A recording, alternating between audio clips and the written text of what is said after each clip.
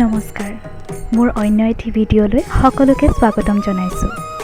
যিহেতু পবিত্ৰ ভাদ মাহ চলি আছে আৰু ভাদ মাহ বুলিলেই সৰুৰে পৰাই ভাদ মাহত নামঘৰত শৰাই আগবঢ়োৱাৰ পৰা আদি কৰি নাম প্ৰসংগ ধ্বনিৰ মাজতেই ডাঙৰ হৈছোঁ। কিন্তু বৰ্তমান মই থকা অঞ্চলত সেই নাম প্ৰসংগ শুনিবলৈ সুবিধা নাপাওঁ। সেয়ে ভাবিলোঁ সেই ভাদ মাহতে কৃষ্ণ গোসাঁই চৰণত শৰাই এভাগি আগবঢ়াওঁ আৰু পালোহি দৌল গোবিন্দ মন্দিৰ।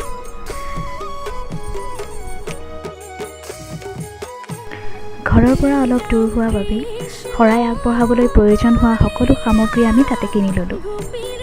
এয়া ভণ্টিহেঁতো আহি পালেহি। পৰিৱেশটো সঁচাই বৰ ভাল লগা।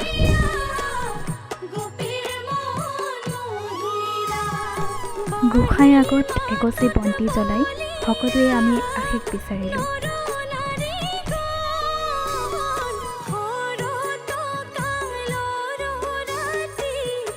থাপনাৰ ভিতৰত ফটো মাৰিবলৈ দিয়া নহয়। কলীয়া কানাই যে কি মনোমোহা ৰূপ, সঁচাই মন জুই পৰি যায়। তাতেই দিয়া প্ৰসাদ আমি সকলোৱে গ্ৰহণ কৰিলোঁ।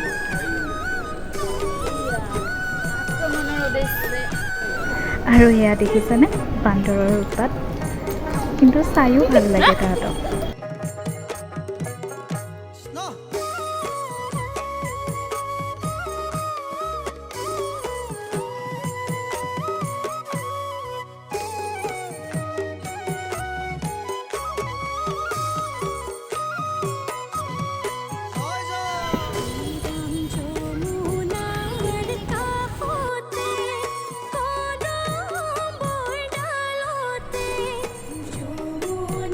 শেষত সকলোৱে সেৱা এভাগ লৈ ঘৰলৈ বুলি উভতিলোঁ।